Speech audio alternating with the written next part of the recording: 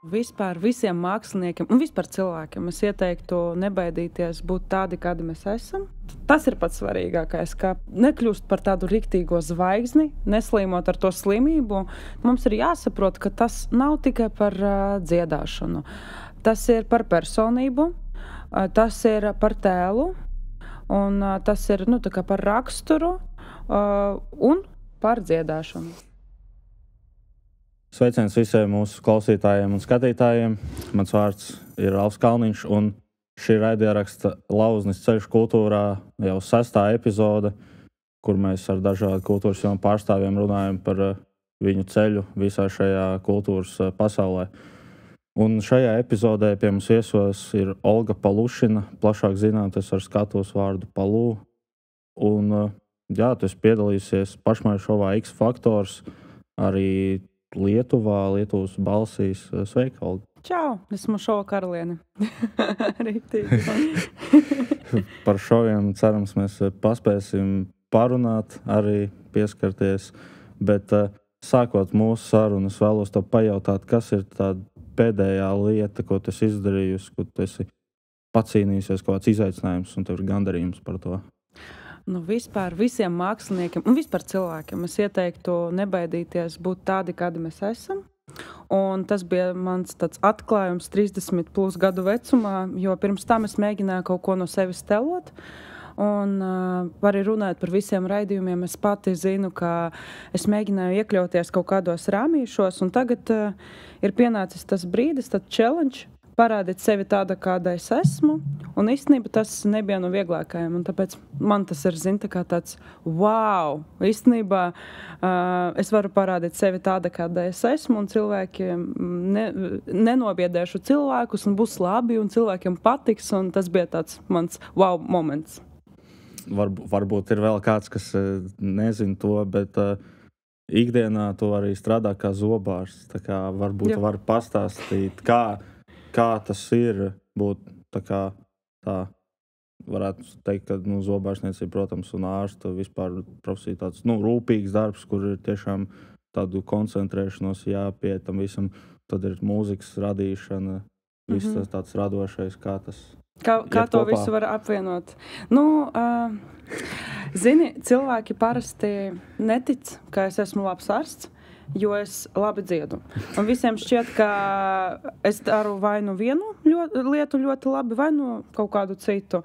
Bet tas ir ārkārtīgi liels darbs apvienot to visu, un tiešām es dzīvoju tādu double dzīvi, jo es tiešām sadalu nedēļu pa pusēm, un pieņemsim, šodien man ir brīvdiena, un šodien es esmu ar jums, un es piedalos kaut kāda kultūrā pasākumā. Rītdien man būs maiņa 12 stundu maiņa, kad es stāvēšu un ārstēšu cilvēkus, un es negribu sevi reklamēt, jo man tas nav vajadzīgs, bet es tiešām, katram ir sava meditācija, tā var teikt. Es esmu ķirurgs, un es esmu vairāk no tā kaifoju no tādas vīrišķīgas zobu raušanas, šūšanas, no kaut kādas tur strūtu griešanas, jā, kaut kā tāda, un es tiešām tajā jomā esmu tāds, tā kā es atslēdzos, es aizlidoju kaut kur, un es nevaru iedomāties sevis ne bez zobārstniecības, ne bez dziedāšanas, bet vienkārši sociālos es sevi pasniedzu tikai kā dziedātāju, un tāpēc daži cilvēki vienkārši netic, un es nomainīju skatuves vārdu uz Palu tikai tāpēc, ka man negribēs, lai tas viss iet kopā dziedoša zobārsta, jo cilvēki tad īsti netic, kas es esmu tāda. Un to var darīt, bet tur vajag ļoti lielam gribas spēkam būt un darba spēkam visu tā kā menedžēt, teiksim tā. Jā, mūsdienās šeit vēl joprojām pārsvarā ir tas uzskats, ka, ja tu esi atradis to vienu lietu, kurā tu esi labs, bet tad tu mēģini darīt kaut ko citu un izrādās, ka to arī tev tur izdodas, tu spēj to izdarīt, bet cilvēkiem tad ir grūti saprast, kurš cilvēks varētu tā teikt, tu īsti esi tas viens vai tas otrs. Es piekrītu, un man šķiet, ka mēs visi vērtējam, es arī. Īstenībā es neesmu kaut kāda ideāla. Es arī bieži vien skatos uz cilvēkiem un domāju, kā viņš varēja tā vai viņa izdarīt, jo es pati nevarēju tā, pieņemsim, kaut kā, izskriet kaut kādu maratonu, pieņemsim, tā. Un tāpēc cilvēki netic, kā īsti īstenībā to var darīt. Vienkārši mēs bieži vien visu salīdzinām ar savām spējām, un mums jau šķiet, bet cilvēku spējas ir vispār, nav ierobežotas, un tāpēc man šķiet, ka ir forši atrast gan hobiju, gan, un tas ir ļoti svarīgi. Savādāk mēs varam, palikt pārāk garlaicīgi kaut kādi un dzīvot savu tur kaķu dzīvi kaut kādu tādu. Un, protams, ticu, ka tad, kad cilvēki uzzina, ka tu tie, kas nezina, ka tu strādā gan kā zobārs, gan dziedi, tad gan jau ir arī interesants reakcijas no cilvēkiem, ka viņi uzzina, varbūt ir kaut kas tāds spilgts. Es strādāju par zobārstu jau 10 gadus. Un es izskatos ar babyface, bet es esmu nedaudz vecāka. Un kādreiz es mēģināju noslēpt to, jo man likās, ka pacienti uzreiz zina, kā vērtēs mani un domās, ka viņa tur dziedātāja, lai dzied savas dziesmas, ko viņa tur māk darīt. Tagad, pirmo reizi, kad es tagad piedalījos Supernovā, man tiešām vajadzēja atbalsts no cilvēkiem, vajadzēja prasīt, es ienestu to darīt, bet tur vajag prasīt, lai par tevi balsotu, un es pirmo reizi ieliku tādu baneri savā klīnikā, kā balsojam par Palu, un es redzēju, man bija interesanti paskatīties uz reakcijām, un ļoti bieži cilvēki tā kā, jūs? Jo es klīnikā, man šķiet, ka dažreiz manī dzīvo vairākas personības, un es klīnikā tiešām esmu ļoti, ļoti nopietna, un nekad neviens es dažreiz pat nesmaidu, es vienkārši daru savu darbu, nopietni runāju par problēmām. Šeit dzīvē es esmu vairāk tāda chill guy, un uz plakāta viņi arī salīdzināja, ka jūs šeit halāta stāvat un šeit uz skatuves, es saku, jā, lūdzu nobalsojiet. Un mani priecē tas, kā pie manis, līdz ar to, ka man ir diezgan liela pieredze zobārsniecībā un jau lielas ģimenes pie manis staigā un dažreiz piesako man Facebookā, Instagramā un cilvēki, mani pacienti mani ļoti atbalsta un saka, ka man ir tāds prieks, viens no pēdējiem momentiem, kad tieši pēc X-faktora mana pacienta atnesa lielu kaudzi ar bulciņam, ko viņa pati cep. Mums visiem man teica, es tur taisīju diezgan sarežģītu operāciju, viņa teica, es biju tik ļoti pārsteigta, ka jūs esat tik profesionāls ārsts un tik labs, nezinu, kā nosaukt, dziedātāja, nosauksim mani dziedātāja, interpretator. Un mēs ar meitu balsojam par jums, un es redzēju, ka tiešām mani pacienti balso, atbalsta, un, es arī darītu to pašu īstenībā. Tas ir, interesanti. Mums bija iespēja arī būt Supernovā tieši tajā pirms pusfināla mēģinājumu dienā. Mēs skatījāmies un redzējām, tas viss arī pasākums. Tas bija ļoti interesants. Tas biju es. Tas biju es. Es un Edgars. Super. Mūsu kurs bija tā kā ar vienu mūsu pasniedzēju, kur strādā televīzijā. Tā kā viņi mūs ņēma līdzi un parādīja. Un tas bija arī tā ļoti interesanti redzēt un dzirdēt visu, kā tas izskatās. Un no turienes arī pēc tam es pameklēju, paskatījos informāciju, man radās tā ideja, ka vajag uzaicināt. Forši. Es tagad sapratu, paldies, ka tu uzrakstīji, jo bieži vien cilvēki, ir tīpaši Latvijā, man šeit mēs esam tādi introverti, un mēs daudz ko redzam, daudz ko izjūtam, un nedalāmies ar to. Man prieks, ka tu man tiešām, es atceros, ka tu man uzrakstīji, un tiešām tas nozīmē priekš mākslinieka ļoti, ļoti daudz, ka tu saņem kaut kādu feedbacku par to, ko tu dari.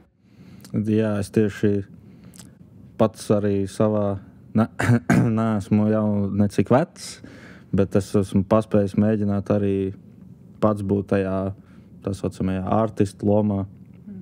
Un, es tieši arī pats ik pa laikam aizdomājos par to, ka tas paprasīt to vai izlikt publiski to savu, to pasauli, tas ir sarežģīti. Un es sev pat neskaitītu pēc cilvēkiem, kur to dara. Citreiz es to daru, tāpēc, ka man sagribās, bet tas nav tā, ka es eju uz āres tāpat kaut kā tajā būtībā. Esmu ļoti tāds introverts un iekšā sevī, bet tas ir interesanti arī, kā cilvēki kaut kādos brīžos iziet ārā no tā komforta un tad dara kaut kādas tādas lietas. Un noteikti tad paskatoties atpakaļ būtu interesanti uzzināt, kāpēc tavs ceļš sākumā ir aizvedis tev uz zobārstniecību, jo kādā intervijā tu teici, ka jau no bērnības sapņo kļūt par dziedātāju un pelnīt naudu ar mūziku, bet tev šo sapni tā kā ķerties klāt tam tā kā uzreiz, cik uzreiz pēc kaut kādas skolas beigšanas, kaut kā tā tev to liedz darīt, kaut kādas varbūt ekspektācijas vai kaut kādi notikumi dzīvē. Sāksim ar to, ka mana mamma ir zobārsts un viņa sapņoja par to, lai es kļūtu par zobārsti, bet es skolā dziedāju visu laiku.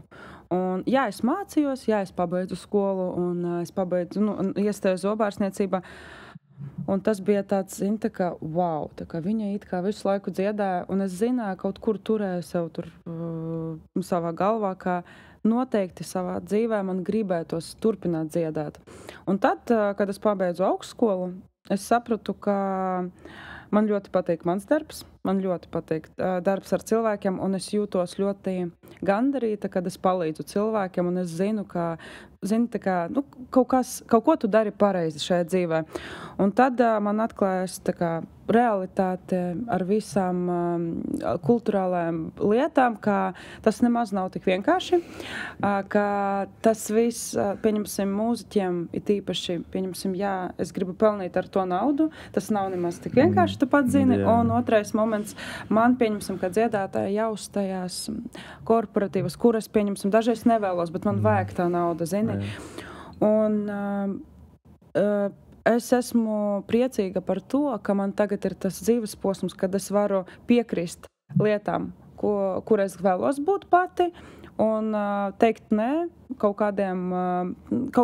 kam, kas man vienkārši, kur man negribētos dziedāt kaut kādu citu izpildītāju dziesmas. Un šeit tagad ir ļoti viegli par to spriest, bet kādreiz, zini, kad es vēl mācījos, kad es nevarēju saprast, ko izvēlēties. Diemžēl Latvijā ir tāda situācija. Man šķiet ne tikai Latvijā, arī visā pasaulē. Atkarīgs viss ir no cilvēkiem, kurus tu satiec, tiešām no tā visa, no kaut kāda laimes spēle. Jo tev nevajag būt pa talantīgākajām cilvēkam. Visi ir ļoti talantīgi. Un mums ir pareizi saka, ka tu pats arī mēģina kaut ko no sevis, jā, nezinu, tur dziedāt vai rakstīt, es nezinu, ko tieši tu tur dari, bet ļoti, ļoti daudz talantīgu, ārkārtīgi talantīgu cilvēku, bet izsisties var tikai, manuprāt, ar kaut kādām iepazīšanām, kaut kur, protams, tur šovi, ka tu vari sevi parādīt, bet pēc šoviem arī daudz jāstrādā. Un ar darbu, jā. Tieši ļoti labi, ka tu pieminēji jau šos te šovus, un tad arī savu pirmo singlu tu izlaidi 2022. gadā, sākumā pēc dalības iepriekšējā gadā X-faktorā. Vai šajā gadījumā tas X-faktors bija tas dzinums, kas tev iedeva to, ka vajag sākt un izlaist to pirmo dziesmu? Mana pirmā dziesma bija izlaista pirms vairākiem gadiem, bet tā bija rakstīta krieviski, un es toreiz visu laiku dziedāju ar citu skatuves vārdu, un tagad visu šīs dziesmas nevar nekā atrast, izņemot YouTube kaut kādus klipus, jo es pat ļoti reti, kad tos dziedu tagad, jo man gribējās pamainīt kaut ko un adaptēties mūsdienu situācijai, un tāpēc, jā, pēc X-faktora, es teikšu tā, pēc X-faktora man bija tāds dzīves posms, kad man negribēs neko, un es gribēju kļūt tikai par influenceri vairāk. Tad es sapratu, ka es esmu ļoti tīzla influencera, kuru aizmirst visu laiku nofilmēt, samontēt, un man kaut kā riktīgi tās nesanāk un prasa ļoti daudz laika. Un tad es satikos kaut kāda projektā īstenībā ar Ingaru Viļumu, un es esmu cilvēks, kurš vienmēr var nokļūt kaut kādas super zini, tīzlēs situācijas. Un viņš teica, ka es skatījos, es redzēju tevi X-faktoru, tu esi tik talantīga, un es pēc tam sazvanījos ar savu draudzeni un saku, wow, kaut kur redzēts, kaut kur viņš ir redzēts. Un tad es iegooglēju tāda bļāviens, viņš ir no prāta vētras. Ak, mans Dievs, aiz tur stāvu tāda, paldies tev, super. Iespējams, es tev uzrakstīšu, un tad mēs ar viņu sazinājāmies, es saku, Ingar, jūs esat mana mīļākā grupa. Esmu bijusi uz 7 koncertiem, es vienkārši neatpazinu. Un viņš teica, ka viņš piedāvāja man uzrakstīt dziesmu, viņš man to uzdāvināja. Un es biju super, tā kā pagodināta, tā kā, wow, Ingars Viļņš, man dziesmu, par ko. Tad mēs nofilmējam klipu. Šis bija lielisks sākums, lieliska draudzība, un mēs joprojām ar viņu draudzēm atbalstam viens otru, bet tajā brīdī es sapratu, ka man pašai ļoti patīk būt autorei, un tas ir svarīgi, un šī dziesma pilnībā neatspoguļo mani, tikai tāpēc, ka es tur nepiedalījos tajā rakstīšanas procesā. Labi, tur es ierakstīju balsi, es ierakstīju backvokālu, bet tur nebija nekādas daļiņas no manis. Un tad bet tas arī ir labi, tā kā saprast, ka viss tagad es nepiekritīšu tādam piedāvājumam, bet tagad es būtu viņam pateikuši, vai kaut ko pamainām. Abi divi pasēžam, pamainām, un tad es jūtiešos labāk ar šo dziesmu. Bet jā, tas bija superīgi, un tad es sapratu, ka ir jāstrādā. Un no tās dziesmas bija tāds atskaites punkts, ka turpinājās augt mana karjera, teiksim tā. Tu pieminēji, jā, šis satikšanās ar cilvēkiem. Man attāvs atmiņā arī pat moments no manas pieredzes. Jā, arī satikt, tas bija, mēģināju darboties, sauksim to tā, kā mūzikas producents kaut kādu laiku, kad man bija tādi agri 11 gadi. Un tā es nokļuvu kopmītnēs Ventspilī, un Ventspilī Oskars Ulhaņs no Ventspils, viņš producēja, neatceros, kuram izpildītājiem vienā gadā priekš Supernovas dziesmu arī, ja nemaldos, tā bija Samanta Tīna. Tāda Samanta Tīna. Kas tāda ir? Man šķiet, ka viņš producēja 22. gadā pēc to dziesmu, bet bija vienkārši tumšs vakars, mēs sēžam aiz kopmītnēm, un runāju ar cilvēkiem, man patika arī viņa mūzika tajā laikā, 20. gads man šķiet tas bija. Un, es neredzēju viņa seju, un es saku viņam tā kā, jā, man patīk, tā kā es runāju ar viņu, par viņu. Šitie momenti ir... I feel you. Šitādi momenti, tas ir tāds, jā, padomāt, skatoties atpakaļ, liekas, tā kā, ko? Kas notika tajā brīdī, kas tas tāds bija. Bet labi, ka tu pieminēji Ingaru, jo tas jautājums, vai tu šajā mūzikas karjeras laikā esi satikusi kādu, ko tu varētu saukt par savu kā mentoru? Tādu kā mentoru. Ar katru cilvēku, ar ko es satiekos, es uzskatu, ka tas nav, tas ir kaut kur tur uzzīmēts, un tas bija kaut kur, tas neies vienkārši tāpat. Un Ingars, viņš nav mans mentors, bet viņš bija viens no tiem cilvēkiem, kurš parādīja man, ka pats galvenais tajā visā šoubiznesā ir cilvēcība. Un viņš bija tik ļoti prasts cilvēks, kad es viņam pateicu, ka jūs esat mana mīļākā grupa. Es arī pateicu, viņš tā paskatījās uz mani un teica, tiešām? Es saku, nopietni? Nopietni, es un miljonu cilvēki klausās jūs. Viņš saka, tiešām, tu iesi uz mūsu koncertu? Es saku, protams. Un viņš man parādīja, ka tas ir pats svarīgākais, ka palikt tādam vienkārši... ar tādu, nekļūst par tādu riktīgo zvaigzni, neslīmot ar to slimību, tas ir ļoti svarīgi. Bet katru cilvēku, ko es satiku arī pēc Ingara, es varu nosaukt par savu tādu šī laika mentoru, un tagad īstenībā man arī ir tādi, pēc visas Supernovas stāsta, ar kuriem es rakstu mūziku, no kuriem es mācos. Un interesanti dzirdēt to. Mums bija viena satikšanas ar cilvēkiem, kuri arī rakstīja Delusional priekš Supernovas. Un viņš sauc Roberts Memens, un viņš man pateica, ka es arī no tevi daudz ko mācos. Un man bija tāds prieks to dzirdēt, jo ir interesanti eksperimentēt, bet ne visi Latvija ir gatavi to darīt. Tāpēc mums ir prieks sastrādāties kopā, un tagad es iespējams varu viņu arī nosaukt par cilvēku, no kā es šobrīd mācos. Jā, interesanti. Pieminam šo vārdu show business, mums sākam smaidīt. Mums bija viena epizode, kur mums bija Oskars Timbers, kurš saņēma pirmo Gammas balvu kā gada labākais gaismu režisors. Ja nemaldos, tāda bija tā nominācija pilnajā nosaukumā. Un viņš pieminēja to, ka ir, tas, ko mēs jau tā kā zinām, ka ir viss ļoti lielā tādā steigā, tas adrenalīns, kā ir tev kā dziedātāja, kur uzstājas uz skatuves. Ja viņš ir tajā tehniskajā pusē, tad kā tas ir? Kā tas ir manas sajūtēs, kad es uzstājos? Tagad es jau bišķiņu ar sevi māku sarunāties. Iepriekš bija tā, ka tiešām tas laiks palido ļoti ātri, un es visu laiku stresoju pirms tām, tur neguļu, nēdu, tievēju kaut kā speciāli vēri, tikai dēļ tā stresa.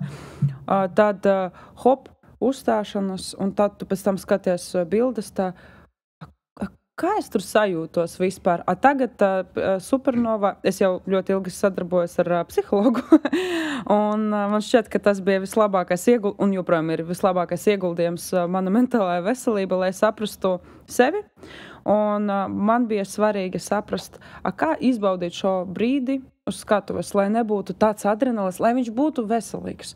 Un man šķiet, ka es tagad diezgan tā ekoloģiski izmantoju to stresu, ka, protams, es esmu cilvēks un es stresoju pirms tam, man ir bail, ka kaut kas nesanāks, bet pa lielām es neko pirms uzstāšanām nevaru mainīt. Es visu esmu izdarījusi, un tagad pats svarīgākais ir izbaudīt, un tas adrenalīns, viņš ir ekoloģisks, es varu tā to nosaukt, un man šķiet, ka tas ir ļoti pareizi, jo tāpēc man šķiet, tu toreiz man arī uzrakstīji, ka pirms es tevi redzēju uz skatuves, kaut kas tāds bija, ka pirms skatuves, kad es klausījos Delusional, tev nebija tāda sajūta, un tikai tad, kad tu saliki to bildi kopā, un tas ir par to enerģiju, ka man gribās atdot cilvēkiem, un ja tev ir ko dot, tas ir laikam tas, tas tā odziņa, tas pats svarīgākais. Tas ir vismaz man personīgi noteikti. Ceru, ka arī tie, kas klausīsies un skatīsies, varēs piekrist, ka es to redzu tā, ka dzīvā mūzika un dzīves uzstāšanās, kaut vai, ja tur nav nekāds tāds priekšnesums, šovs, kaut vai vienkārši stāv un dzied, ja to tā var nosaukt. Tas tāpat tur ir kaut kas vairāk, viss tā enerģijas apmaiņa. Jo es pats esmu bijis arī ar klasisko mūziku saistīts uz skatuves mācību procesā un tā. Tas ir kaut kā, tas dzīvais ir. Tur ir vēl kaut kas vairāk. Protams, skatīties YouTube'ā to grandiozo video vai to ierakstu no festivāla, tas ir skaisti un kaut kas tur ir, bet tas nav līdz galam tas.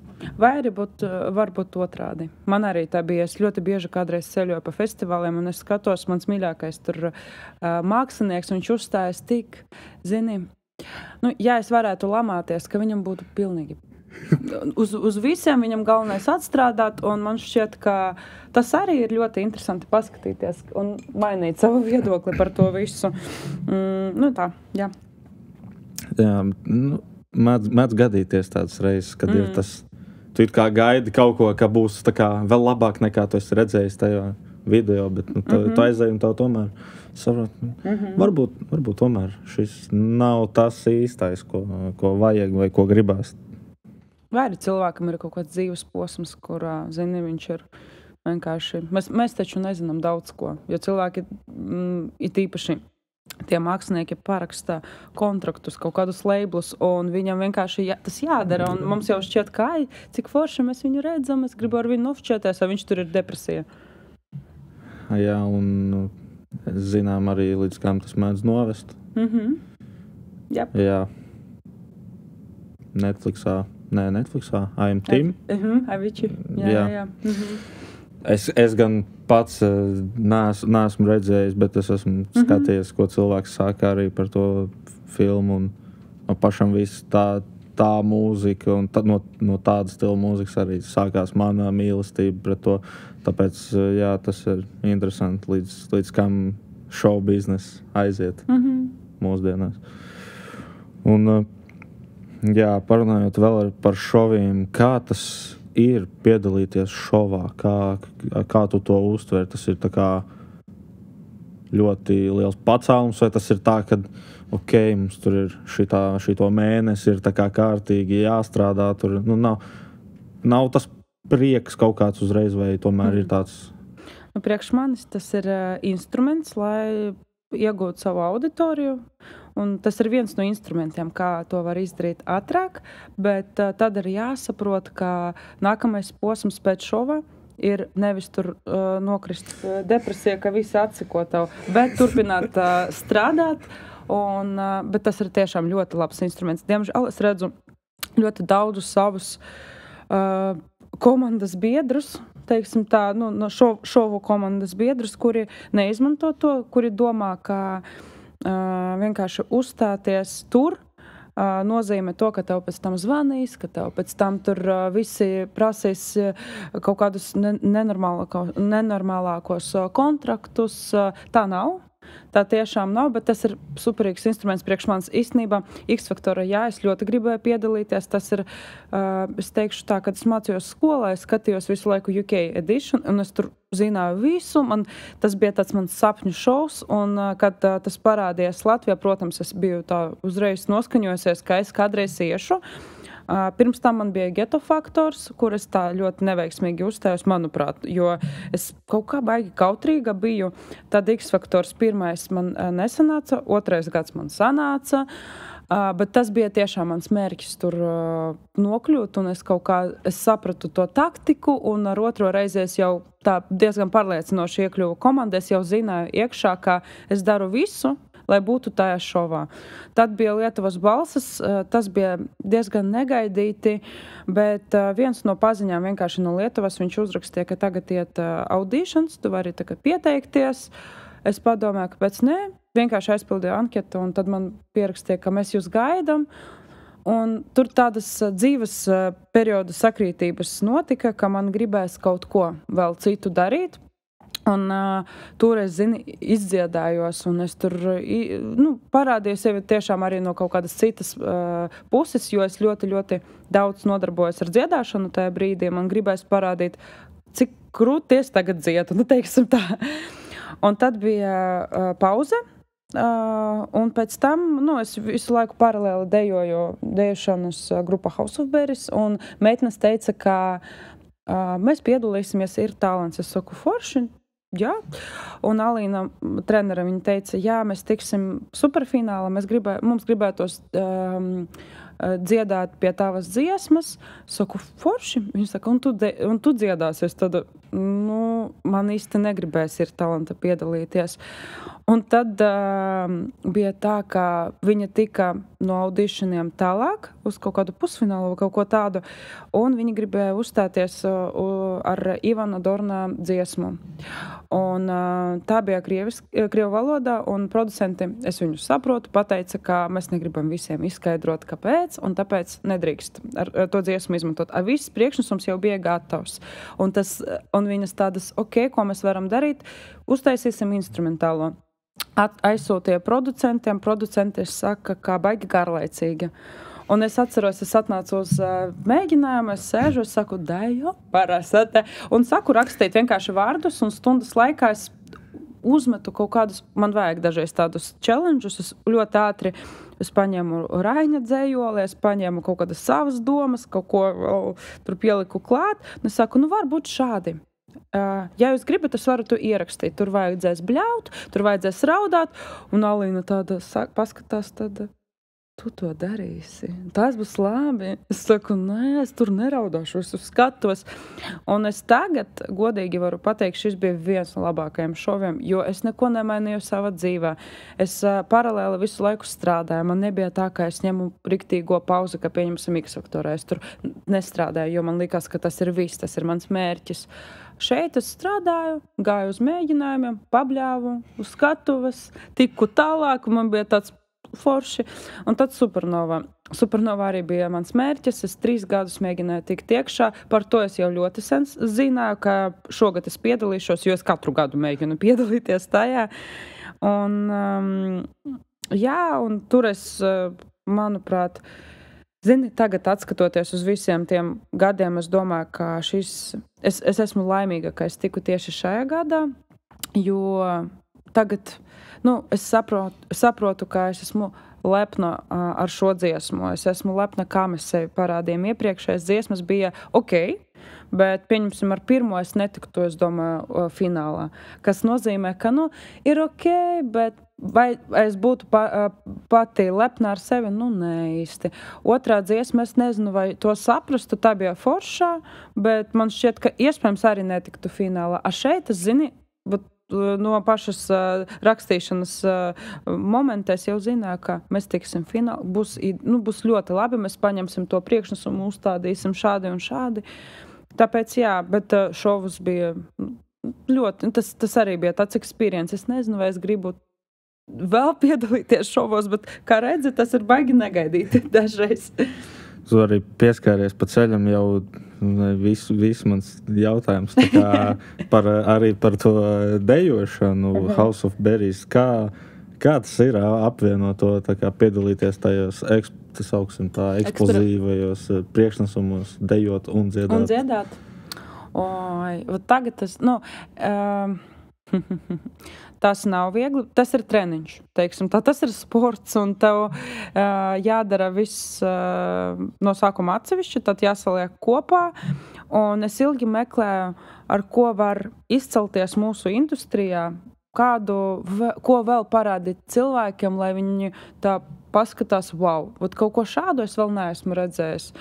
Un es esmu, katru reizi, kad mēs to daram, es esmu priecīga, ka aiz manis stāv tik liela komanda, ka tas cilvēki dara un dejo pie tavas dziesmas. Tas ir kaut kas ārpasaulīgs. Un es tikko biju sporta zālē un satiku dejošanas choreografu no X-Faktorā.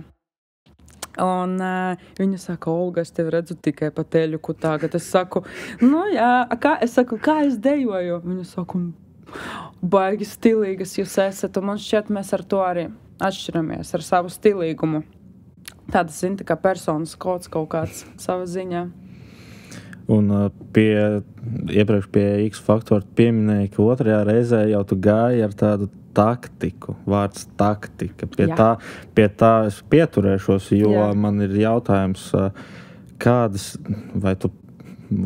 es jau nezinu, vai tu par to vari runāt, bet cerēsim, ka varbūt jā, varbūt nē. Bet kādas ir tavas domas par to, vai šajos šovos tomēr tiek atlasīti arī tie labākie talanti, vai tas šovs ir pāri visam? Ir konkursi, tādi talantu šovi, kuri vienkārši, pieņemsim, es kā mūziķis varu piedalīties kaut kādā starptautiskajā dziedāšanas konkursā, kur mēs izvēlēsimies bez filmēšanas, kur mēs izvēlēsimies labāku dziedātāju starp mani, tevi un visiem pārējiem šajā telpā. Pieņemsim, jā? Šeit ir televīzijas šovs. Un tad mums ir jāsaprot, ka tas nav tikai par dziedāšanu. Tas ir par personību. Tas ir par tēlu, un tas ir par raksturu un par dziedāšanu. Ja? Teiksim tā. Un es to ļoti labi apzinājos tajā pirmā reize, kad es netiku, ka kaut kas manī nebija, kāpēc mani nepaņēma toreiz, kāpēc es īstenībā nebiju gatava. Jo, zini, ka es varu būt lieliska dziedātāja, bet viņi sāks mani filmēt, un es tur raudāšu stūrī, tāpēc, ka tā ir nenormālākā spriedze, pieņemsim, priekš manis. Tāpēc vajag tas mugurkauls, un ne visi ir gatavi. Un es domāju, viņi izvēlās, tas, manuprāt, ir atklāti. Visi par to runā. Ja tas ir televīzijas šovs, tas nav tikai par dziedāšanu, par tādu talantu. Tas arī noteikti ir par dziedāšanu, bet jābūt kaut kādam X-faktoram arī iekšā. X-faktoram patīk šī reklāma. Neapmaksātā. Bet varbūt kādreiz izdosies kaut kas tāds. Nekad nesaka, nekad Latvija jau pietiekoši maza. Bet, jā, kas ir tavs tāds varbūt nākamais sapnītis vai projekts, kur tu gribi realizēt? Es padalīšos, lai jums ir kaut kāds tāds arī jauns. Tas ir pirmo reizi es runāšu par to. Es rakstu albumu. Un tas ir tāds pats svarīgākais mans bebijs tagad šobrīd. Un es baudu šo laiku. Un es noteikti padalīšos vairāk, kad es būšu gatava ar to padalīties un kad tas būs. Bet jā, mēs jau esam kaut kādā ceļā. Jau ļoti sen mēs filmēsim tādu pirmo klipu uz to albuma, teiksim, prezentāciju. Un es gribu arī, lai tas būtu kaut kāds ļoti īpašs, jo man jau patīk filmēties, bet man šķiet, ka, diemžēl, arī Latvijā tas ļoti neapmaksājas, un tāpēc man gribētos uztaisīt labāk vienu tādu lielu darbu, un tad jau kaut ko.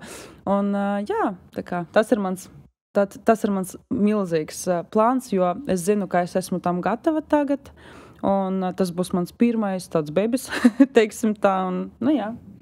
Tā tad šeit mēs šo dzirdējām pirmie.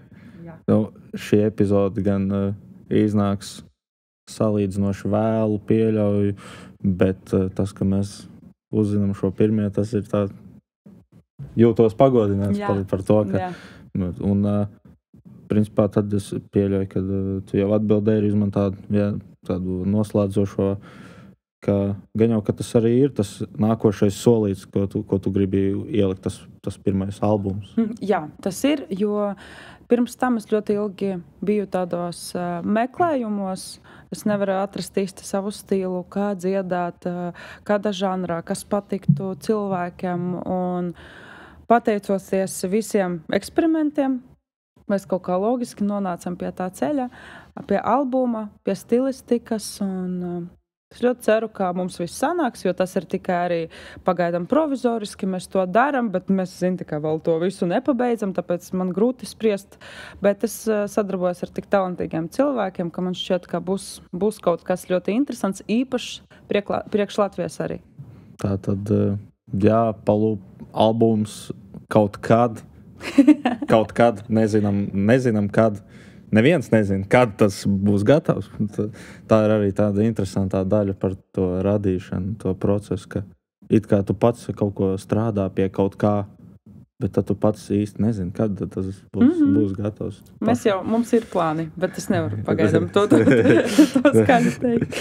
Jā, tā kā man liekas, šis ir tāda ļoti pozitīva forša notus, kā arī mēs varam noslēgt mūsu raidījumu. Un noslēgumā es, protams, vēlos pateikties tev, Olga, ka tu piekriti pie mums atnākt un padalījies ar visu savu stāstu par to, kā tad ir šovu biznesā. Jā. Un medicīnā arī, protams, jo tas ir jāapvieno, jābalansē. Un es visu mūsu komandas vārdā vēlos pateikties arī Latvijas Kultūras akadēmijai un Nacionālajai filmu skolai, Latvijas Kultūras akadēmijas, Latvijas Kultūras koledžai un mūsu atbalstītājiem kompānijai Magic Nebula.